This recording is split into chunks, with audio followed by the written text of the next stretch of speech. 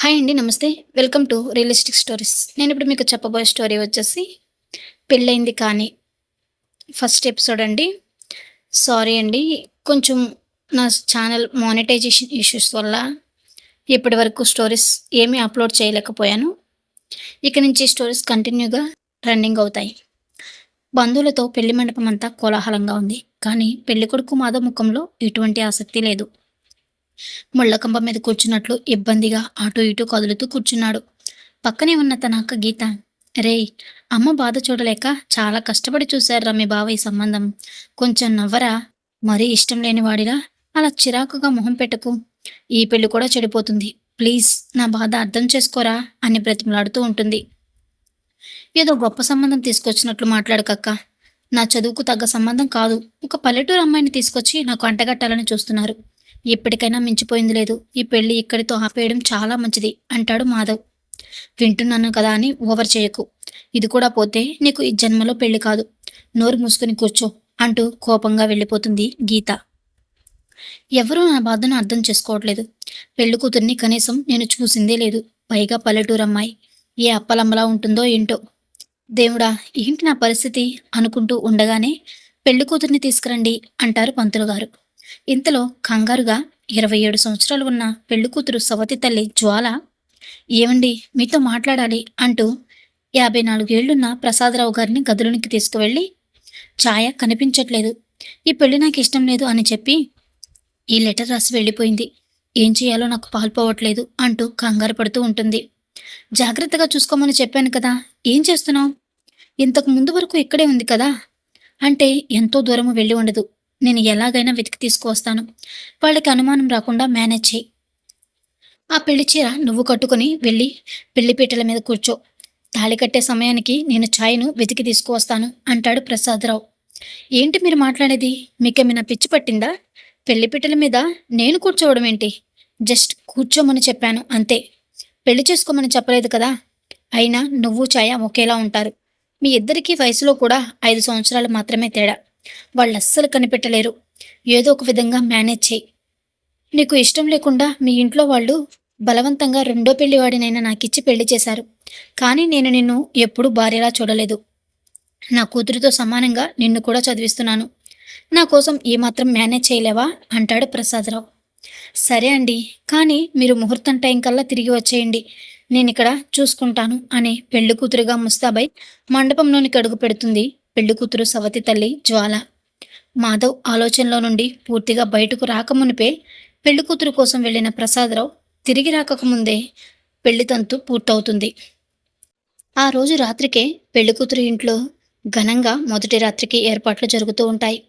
పెళ్లి కూతురు రాగానే తనకు ఈ పెళ్లి ఇష్టం లేదని ఎలా చెప్పాలా అని ఎదురు చూస్తూ ఉంటాడు మాధవ్. ఏంటి బావా, టెన్షన్గా ఉందా? నా మేనేజ్ ఎక్స్పీరియన్స్ ఉపయోగించి ఏమైనా సలహాలు ఇమ్మంటారా అంటూ గదిలోనికి ఎంటర్ అవుతాడు గోపాల్. ఇంతవరకు నా పెళ్లి విషయంలో మీరు చేసింది చాలు. దయచేసి ఇంక మీరు కలగచేసుకోండి కండి బావగారు. నా తిప్పలు నేను పడతాను అంటాడు మాధవ్. ఎందుకు బావా అంత చిరాకు పడుతున్నావు? అమ్మాయి చాలా బాగుంటుంది. నీకు తప్పకుండా నచ్చుతుంది. ఎలాగో నువ్వు డాక్టర్వే కదా, బాగా సంపాదిస్తున్నావు. నీకు ఛాయ లాంటి సాంప్రదాయమైన అమ్మాయే కరెక్ట్. నా మాట విని చిరాకు పడకుండా ఒక్కసారి తనతో మనసు విప్పి మాట్లాడు. ఉదయానికి నువ్వే నాకు థ్యాంక్ యూ బావా, ఇంత మంచి అమ్మాయిని చూసావు అంటాడు గోపాల్. చెప్పింది చాలే, వెళ్ళి పడుకోండి. మీరు అనుకున్నట్లు ఏమీ జరగదు అంటూ కోపంగా వెళ్ళిపోతాడు మాధవ్. రాత్రి 11 గంటల సమయం అవుతుంది. పెళ్లి కూతురుతో ఎలా మాట్లాడాలో ప్రాక్టీస్ చేస్తూ ఉంటాడు మాధవ్. పెళ్ళంటే ఎలాగోలా మేనేజ్ చేశాను. ఇంతవరకు ఛాయ ఎక్కడుందో తెలియలేదు. ఒక పక్క మొదటి రాత్రికి ఏర్పాట్లు జరిగిపోయాయి. ఇప్పుడు ఏం చెయ్యాలి? ఉదయమే ఈ విషయం అందరికీ చెప్పి ఉంటే ఈ పెళ్లి ఆగిపోయి ఉండేది.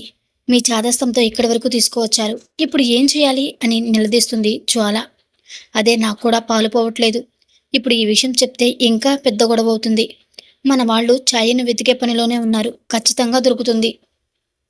ఈ మొదటి రాత్రి కూడా నువ్వే ఎలాగోలా మేనేజ్ చేయాలి జ్వాల. లేదంటే నా పరువు ప్రతిష్టలు అన్నీ సర్వనాశనం అయిపోతాయి. ఇంక నేను బ్రతికి ఉన్నా కూడా శవంతో లెక్కే. నా ప్రాణాలు ఇప్పుడు నీ చేతిలో ఉన్నాయి. నిలబెడతావో తీసేస్తావో నీ ఇష్టం అంటూ వెళ్ళిపోతాడు ప్రసాదరావు. అయోమయంతో బెడ్ మీద కూలబడిపోతుంది జ్వాల. కాసేపటికి గీత ఛాయ రూమ్ దగ్గరికి వచ్చి, ఛాయ, ముహూర్తానికి టైం అవుతుంది. రెడీ అయ్యావా? లేదంటే ఏమైనా హెల్ప్ చేయాలా? అంటుంది. పర్లేదండి, ఒక 10 మినిట్స్‌లో వచ్చేస్తాను అని గట్టిగా ఊపిరి తీసుకొని ముస్తాబై తెల్ల చీరలో, ముసుగులో దర్శనమిస్తుంది జ్వాల. పెళ్లి అయిపోయాక కూడా ముసుగు ఎందుకేసుకున్నావు? నీ అందాన్ని మేమెవరం చూడకూడదా? అంటూ ముఖంపై ఉన్న ముసుగు తీయడానికి ప్రయత్నిస్తుంది గీత. బయట కొంగును అందకుండా కవర్ చేసుకుని ఇబ్బంది పడుతుంది. సర్లే, ఇబ్బంది పడకు. ఈ రోజుకు వదిలేస్తున్నాను. రేపటి నుంచి ఎలా కవర్ చేసుకుంటావో నేను కూడా చూస్తాను అంటూ గదిలోనికి పంపించి వెళ్ళిపోతుంది గీత. ఏం చెయ్యాలో, ఎలా రియాక్ట్ అవ్వాలో తెలియని పరిస్థితిలో డోర్ దగ్గరే నిలబడిపోతుంది జ్వాల. పెళ్లి కూతుర్ని చూడగానే మాధవ్ లోలోపల టెన్షన్గా ఉన్నా కానీ పైకి గంభీరంగా నటిస్తూ, మీతో నేను మాట్లాడాలి, వచ్చి కూర్చోండి అంటాడు. జ్వాల కదలకుండా బొమ్మలా నిలబడి ఉంటుంది. సరే, మీకు రావడం ఇష్టం లేకపోతే అక్కడే ఉండి నేను చెప్పేది వినండి. నా వయసు 38 సంవత్సరాలు. నేను ఒక ప్రైవేట్ హాస్పిటల్లో డాక్టర్గా పనిచేస్తున్నాను. నేను ఒక లవ్ ఫెయిల్యూర్. నాకు ఈ పెళ్లి చేసుకోవడం ఇష్టం లేదు. మా ఇంట్లో వాళ్ళు బలవంతంగా నన్ను ఈ పెళ్లికి ఒప్పించి మీ మెడలో తాళి కట్టేలా చేశారు అంటాడు. అమ్మయ్య, పెళ్లి కొడుకు కూడా ఈ పెళ్లి ఇష్టం లేదట. ఈ సమస్య తీరే మార్గం దొరికింది. ఈయనతో జరిగింది చెప్తే అర్థం చేసుకునే ప్రయత్నం చేస్తారేమో అనుకుంటుంది జ్వాల. నా పాటికి నేను మాట్లాడుతూనే ఉన్నాను. నేను చెప్పేది మీకు పూర్తిగా అర్థమవుతుందా? నేను వెళ్తున్నాను అంటూ మాధవ్ ఒక అడుగు ముందుకు వేయగానే పవర్ ఆఫ్ అవుతుంది. రూమ్ అంతా నిశ్శబ్దం అలుముకుంటుంది. మాధవ్ వెళ్ళిపోయాడనుకుని జ్వాల ఒక అడుగు ముందుకు వేయగానే కాలికి ఏదో తగిలి ఒక్కసారిగా కెవ్వుమని అరుస్తుంది. ఆ శబ్దం వినగానే గోపాల్, చూసావా మీ తమ్ముడు పెళ్లి ఇష్టం లేదన్నాడు, కానీ ఎంత మొరటుగా ప్రవర్తిస్తున్నాడో. అలా ఏం అయి ఉండదులేండి, వాడు పెద్ద డాక్టర్. మీరు ఎక్కువగా ఆలోచించకుండా పడుకోండి అంటుంది గీత. జ్వాల అరుపుకు మాధవ్ ఒక్కసారిగా ఉలిక్కిపడి వెంటనే జ్వాలను దగ్గరకు తీసుకునే ప్రయత్నం చేస్తాడు. ఆ క్షణం జ్వాల మొదటి శ్వాస మాధవ్కు తగలగానే తన మనసులో వేల ప్రకంపనలు మొదలై అకస్మాత్తుగా జ్వాలను గట్టిగా గుండెలకు హత్తుకుంటాడు. పెళ్ళి అయినా కానీ 5 సంవత్సరాలుగా మగాడి స్పర్శ తెలియని జ్వాల మాధవ్ గుండె చప్పుడు తన ఛాతికి తగలగానే తనలో శరీరమంతా జివ్వుమన్నట్లుగా అనిపిస్తుంది. కొద్దిసేపం మౌనం ఇద్దరి మధ్య ప్రయాణిస్తుంది. ఇంతలో పవర్ ఆన్ అవుతుంది. జ్వాలను మొదటిసారిగా తన కౌగిలిలో అంత దగ్గరగా చూసేటప్పటికీ మాధవ్ శరీరం ఒక్కసారిగా వేడెక్కి తడబడుతూ భయంతో వణికిపోతూ ఉన్న జ్వాలను చూసి, అయ్యో భయపడకండి, పవర్ వచ్చేసింది, ఒక్కసారి కళ్ళు తెరవండి అంటాడు. నెమ్మదిగా జ్వాల కళ్ళు తెరిచి చూసి మాధవ్ కౌగిలిని విడిపించుకుని దూరంగా వెళ్ళిపోతుంది. బావ చెప్పింది కరెక్టే, ఈ అమ్మాయి చాలా అందంగా ఉంది. సమయానికి ఆ దేవుడు పవర్ ఆఫ్ చేసి మంచి పని చేశాడు. ఇప్పుడు తనతో ఎలా మాట్లాడాలి అనుకుని ఆలోచిస్తూ ఉంటాడు. అయ్యో, ఏదైనా జరగకూడదు అనుకున్నాను, అదే జరిగింది. నా ముఖాన్ని చూసేశాడు. పెళ్లి కూతురు నేనే అనుకుంటున్నాడు. ఇప్పుడు ఎలా మేనేజ్ చేయాలి? అయినా ఆయన ఛాయను తీసుకొస్తే ఈ పెళ్లి కొడుకును ఎలా కన్విన్స్ చేయాలి అని కంగారు పడుతూ తనలో తనే మదన పడుతూ ఉంటుంది జ్వాల. సారీ అండి, మీ పర్మిషన్ లేకుండా మిమ్మల్ని టచ్ చేశాను. బాగా ఇబ్బంది పడినట్లున్నారు. ఇప్పుడు అంతా ఓకే కదా అంటూ కన్వర్జేషన్ స్టార్ట్ చేస్తాడు మాధవ్. ఇట్స్ ఓకే అంటూ తన పైట కొంగుని ముఖానికి కవర్ చేసుకుంటూ, నాకు నిద్రొస్తుంది, నేను పడుకుంటాను అంటూ ఏమీ జరగనట్లుగా బెడ్ మీదకు వెళ్ళి పడుకుంటుంది. మాధవ్ చేసేదేమీ లేక పెళ్ళి ఇష్టం లేదు అన్నానని ఫీల్ అయినట్లుంది. తనని చూశాక నా ఒపీనియన్ మార్చుకున్నానని తనతో ఎలా చెప్పాలి, ఎలా మాట్లాడాలి తనతో అని ఆలోచిస్తూ అటు ఇటు తిరుగుతూ ఉంటాడు. జ్వాల నిద్రపోయినట్లుగా నటిస్తూ మాధవ్ని ఊరకంటతో చూస్తూ ఉంటుంది. ఆలోచిస్తూ సోఫాలోనే నిద్రపోతాడు మాధవ్. ఉదయం లేచేటప్పటికి రూమ్ అంతా నిర్మానుషంగా ఉంటుంది. కానీ టేబుల్పై వేడివేడి కాఫీ కప్ కనిపిస్తూ ఉంటుంది. కాఫీ తాగుతూ బాల్కనీలో నుంచుని ఆలోచిస్తూ ఉంటాడు మాధవ్. నేను లేచేటప్పటికి కాఫీ అరేంజ్ చేసింది కానీ తనెక్కడా కనిపించట్లేదు అనుకుంటూ ఆతృతగా డోర్ వైపు చూస్తూ ఉంటాడు. ఏమండి, ఒక్కరోజైతే మేనేజ్ చేయగలిగాను, కానీ ఇప్పుడు ఎలా మేనేజ్ చేయాలి? ఏదైతే అదే అయింది. నేను వీళ్ళందరికీ నిజం చెప్పేస్తాను. ఈ దాగుడు మూతలు నా వల్ల కాదు అంటుంది జ్వాల. చెప్పాను కదా, ఛాయ వచ్చే వరకు మేనేజ్ చేయడం తప్పదు. అడగడం మర్చిపోయాను, రాత్రి ఏమీ జరగలేదు కదా అని అనుమానంగా అడుగుతాడు ప్రసాదరావు. వెంటనే జ్వాలకు మాధవ్ వేడి కోగలి గుర్తొచ్చి శరీరం ఒక్కసారిగా పులకిస్తుంది. తడబడుతూ, లేదు లేదు, మీరనుకున్నట్లుగా ఏమీ జరగలేదు, కానీ ఇక మేనేజ్ చేయడం నా వల్ల కాదు. ప్లీజ్ ఈ ఒక్కరోజు మాత్రమే నాకు టైం ఇవ్వు జ్వాల. సాయంత్రం కల్లా ఛాయ్ను నేను తిరిగి తీసుకొస్తాను అంటూ వేగంగా బయలుదేరతాడు ప్రసాదరావు. బావా, ఇక మీ అక్క నేను బయలుదేరుతున్నాం. ఎలాగో ఈవినింగ్ కల్లా మీరు మన ఇంటికి వచ్చేస్తారు కదా. అక్కడ చేయాల్సిన ఏర్పాట్లు చాలా ఉన్నాయి. మేం వెళ్ళి వాటిని చూసుకుంటాం. హ్యాపీగా చెల్లెల్ని తీసుకుని ఇంటికి వచ్చేసేయ్ అంటాడు గోపాల్. ఈవినింగ్ వరకు మీరు కూడా ఉండొచ్చు కదా, అందరం కలిసి వెళ్ళొచ్చు అంటాడు మాధవ్. డాక్టర్వి అయినా బొత్తిగా రొమాంటిక్ సెన్సే లేదు బావా నీకు. కొత్తగా పెళ్ళయింది, ఇంట్లో ఎవరూ లేరు, మేము కూడా బయలుదేరుతున్నాం. తనతో మంచిగా టైం స్పెండ్ చేయి. ఒకరినొకరు అర్థం చేసుకోవడానికి ప్రయత్నించండి.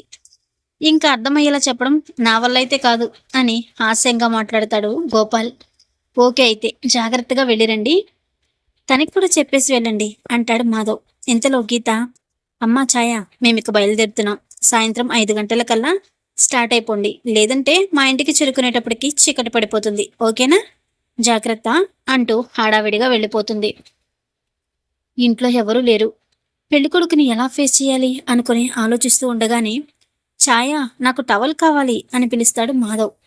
టవల్ తీసుకుని హడావిడిగా రూమ్లోనికి వెళ్ళేటప్పటికి, వాష్రూమ్లో ఉన్నాను, ఇక్కడికే తీసుకురా అనగానే జ్వాల గుండె 100కు చేరుకుంటుంది. టెన్షన్ పడుతూ టవల్ను మాధవ్ చేతికి అందిస్తుంది. టవల్ కొట్టుకుని వాష్రూమ్ నుంచి బయటకు వచ్చి తన జిమ్ బాడీను జ్వాలకు కనిపించేలా చూపిస్తూ, ఏంటి వెళ్ళిపోతున్నావు? తలస్నానం చేశాను, కొంచెం తల తుడిచి పెడతావా అని ఘాటుగా అడుగుతాడు మాధవ్. ఓకే అన్నట్లుగా తల ఊపి సమాధానం చెప్పకుండా టవల్ తీసుకుని మాధవ్ తలను సుకుమారంగా తుడుస్తూ ఉంటుంది. కొంచెం గట్టిగా తుడిచినా పర్లేదు, నేనంత సెన్సిటివ్ కాదు అంటాడు మాధవ్. ఏమీ మాట్లాడకుండా తను తుడుస్తూ మాధవ్నే అలాగే చూస్తూ ఉంటుంది జ్వాల. రాత్రి నుంచి చూస్తున్నాను. నువ్వెందుకలా నీ ముఖాన్ని కవర్ చేసుకుంటున్నావు? నిన్న నైట్ జరిగిన దానికి ఫీల్ అయ్యావా? లేదండి, నేనేం ఫీల్ అవ్వలేదు అంటుంది జ్వాల చిన్నగా. అవునా, ఫీల్ అయ్యావేమోనని చాలా టెన్షన్ పడ్డాను అంటూ జ్వాల చేతిని గట్టిగా పట్టుకొని తన ఒడిలోనికి లాక్కొని ముఖంపై ఉన్న ముసుగును పక్కకు తప్పించి, నిజంగానే నాకసలు ఈ పెళ్ళంటే ఇష్టం లేదు, కానీ నీ అందాన్ని చూశాక నా మనసు మార్చుకున్నాను. ఇప్పుడు నాకు ఈ పెళ్ళి ఇష్టమే, నువ్వు ఇష్టమే. నేను నా భార్యగా మనస్ఫూర్తిగా స్వీకరిస్తున్నాను. జీవితాంతం నీ భర్తగా నీ పక్కనే ఉంటాను. లవ్ ఇట్ ఫస్ట్ సైట్ అంటారు కదా, అలాగే నిన్ను మొదటిసారి చూడగానే నా మనసులో తెలియని అలజడి మొదలైంది. నా జీవిత భాగస్వామివి నువ్వేనని నా మనసు గట్టిగా చెప్తుంది.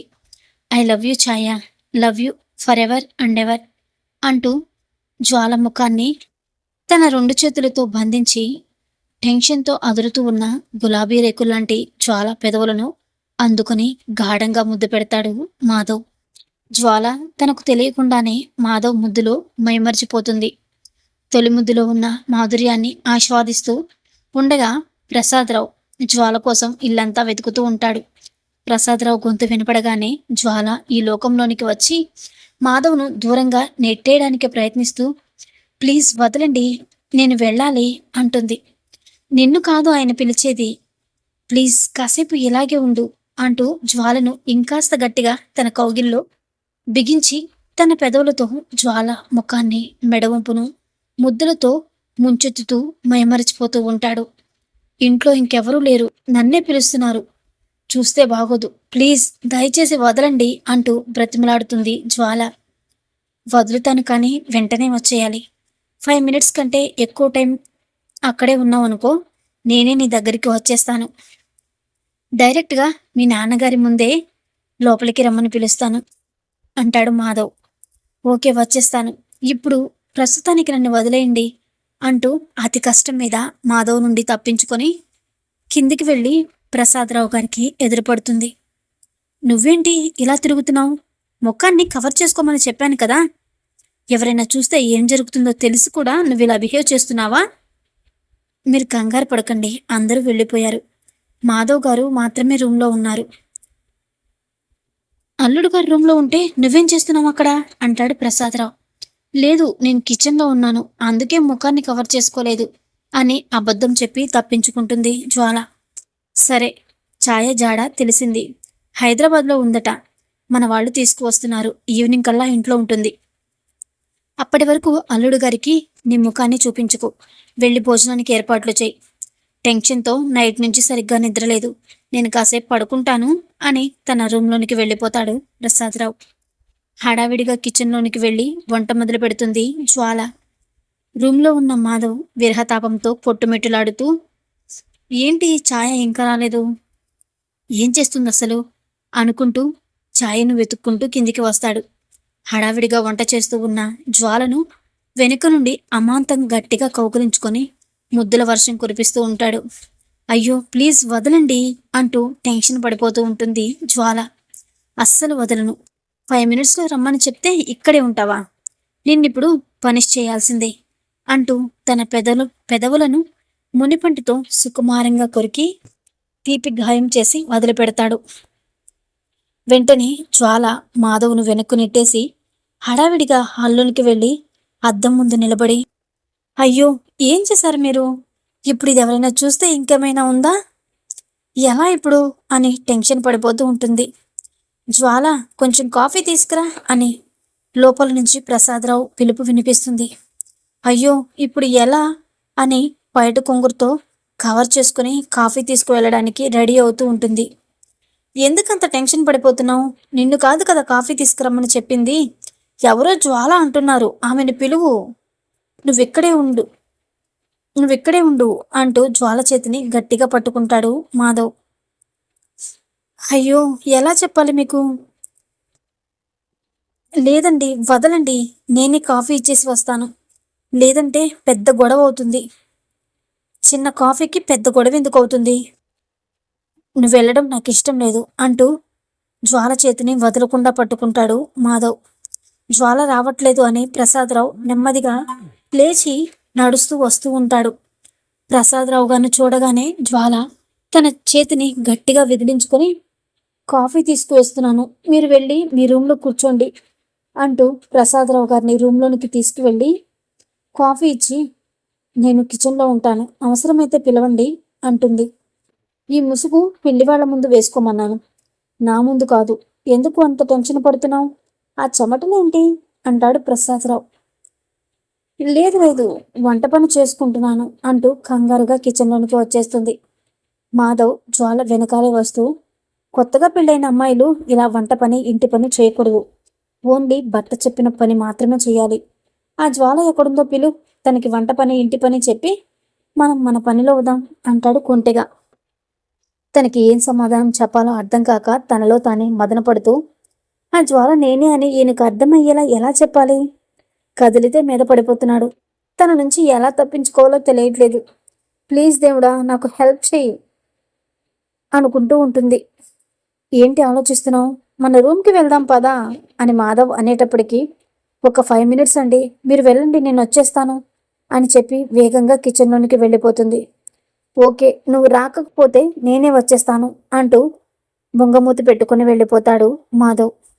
వంట చేస్తూ ఈ సిచ్యువేషన్ని ఎలా ఫేస్ చేయాలో నాకు అస్సలు అర్థం కావట్లేదు. మాధవ్ గారు ఆల్రెడీ నా ఫేస్ చూసేశారు. ఈ విషయం ప్రసాద్ గారికి ఎలా చెప్పాలి? చెప్తే తప్పుగా అనుకుంటారేమో. నేను పెళ్లి కూతుర్ని కాదు, తనకి సవతి తల్లిని అని మాధవ్ గారికి తెలిస్తే ఇంటి పరువు నిజంగానే బజారున పడుతుంది. ఓయ్ ఛాయ, వస్తున్నావా అని రూమ్లో నుంచి పిలుస్తూ ఉంటాడు మాధవ్.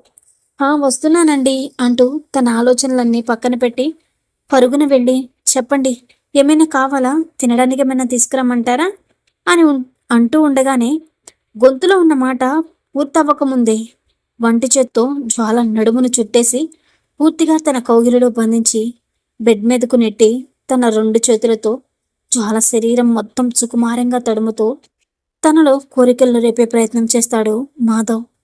తన చేష్టలకు జ్వాల తనను తాను పూర్తిగా మైమర్చిపోయి మాధవ్ కౌగిలిలో పూర్తిగా బందీ అయిపోయి తన సర్వస్వాన్ని తనకు తెలియకుండానే మాధవ్కు అప్పగించేస్తుంది. నెక్స్ట్ ఏం జరిగిందో తర్వాత ఎపిసోడ్లో తెలుసుకుందామండి. ఈ స్టోరీ కనుక మీకు నచ్చినట్లయితే లైక్ చేయండి, షేర్ చేయండి, మర్చిపోకుండా సబ్స్క్రైబ్ చేసుకోండి. Thank you.